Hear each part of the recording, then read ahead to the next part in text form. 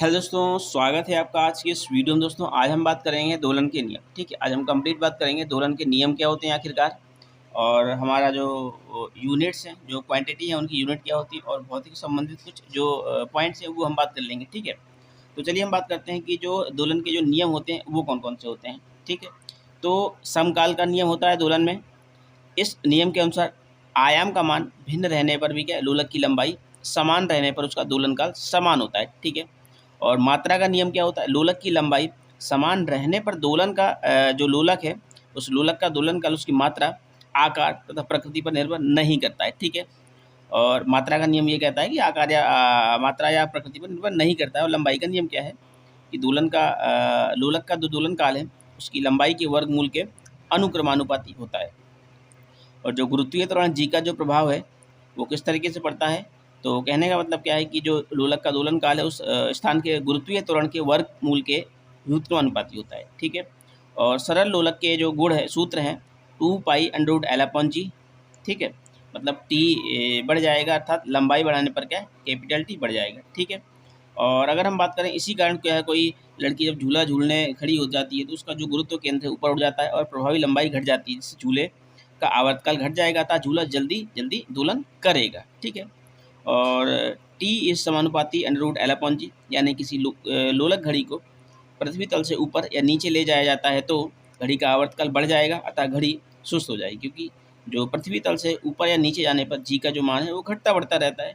ये मैंने हालांकि एक दिन और पहले आपको बताया था कि जो जी का मान है वो ऊपर नीचे जाने पर क्या है, घटता बढ़ता रहता है। तो चलिए हम आगे बात कर लेते हैं थोड़ा सा इसी के बारे में।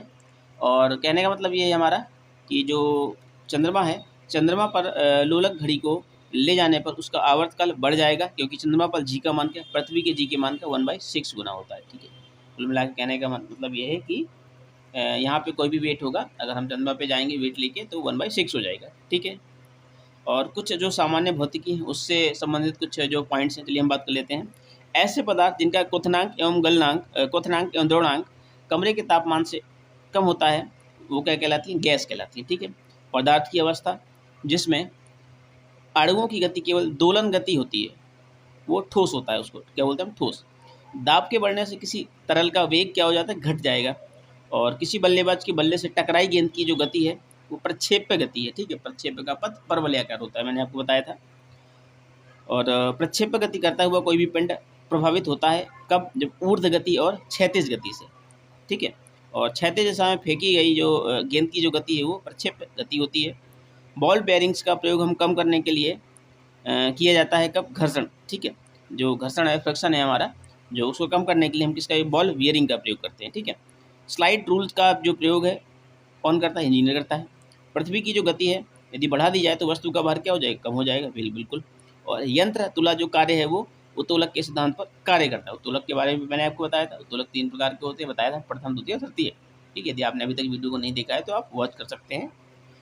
चलिए हम कुछ बात कर लेते हैं भौतिकी से संबंधित कुछ विज्ञान के बारे में।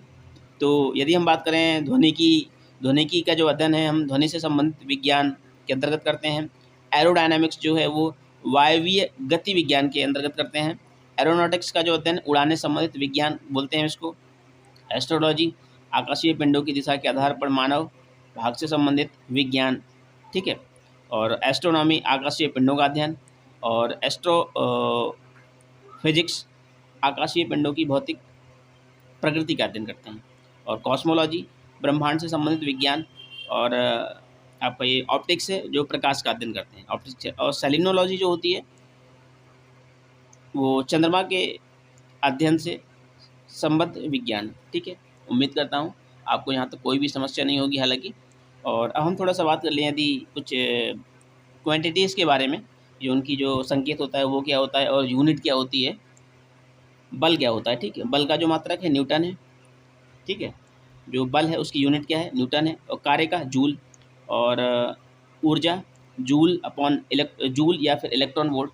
ठीक है, और इसी तरीके से ताप जूल, और शक्ति वॉट, आवृत्ति हर्ट्ज, और विद्युत आवेश कूलाम, क्षमता फैराडे, और प्रेरण हेनरी, प्रतिरोध का हो जाएगा अपना ओम। ठीक है, विद्युत विभव वोल्ट, चुंबकीय फ्लक्स वेबर, ज्योति फ्लक्स ल्यूमेन, और ध्वनि की तीव्रता डेसिबल। ठीक है, उम्मीद करता हूँ आपको यहाँ तक कोई भी दिक्कत नहीं होगी। तो चलिए हम थोड़ा आगे बात कर लेते हैं। थोड़े से और बचे हैं ये आपके। तो आकाशीय जो दूरी है प्रकाश वर्ष, ठीक है, इसकी जो इकाई है वो क्या है हमारी प्रकाश वर्ष है। और बृहत तारे का जो कक्षीय वेग है वो पारसेक। और कंप्यूटर की जो याददाश्त है बिट्स में, ठीक है, किसमें, बिट्स में। लेंस की जो क्षमता है डायोप्टर में, ठीक है, लेंस की जो क्षमता है डायोप्टर में। वायुमंडलीय दाब बार। और ताप और ऊष्मा जो है वो कैलोरी में। श्यानता जो होती है पॉइज में। और जो अगर हम बात करें यंग प्रत्यास्थता गुणांक न्यूटन अपॉन वर्ग मीटर, ओजोन की परत डॉप्सन में। और समुद्र की गहराई फैदम में। प्रकाश की तीव्रता कैंडला, ठीक है, प्रकाश की तीव्रता किसमें, कैंडला। और त्वरण मीटर प्रति सेकंड इसकी इकाई होती है। और तरंग दैर्घ्य एंगस्ट्रॉम, विभवांतर वोल्ट।